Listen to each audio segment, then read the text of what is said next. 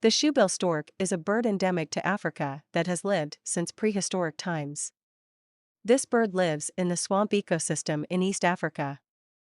The shoebill is a giant bird that is closely related to the stork. They have dark gray fur and skin, a white belly, sharp yellow-gray eyes, and a large, strong beak. The shoebill stork can fly at a speed of 150 beats per minute. Its large beak allows the shoebill to hunt large fish, eels, monitor lizards, and crocodile cubs.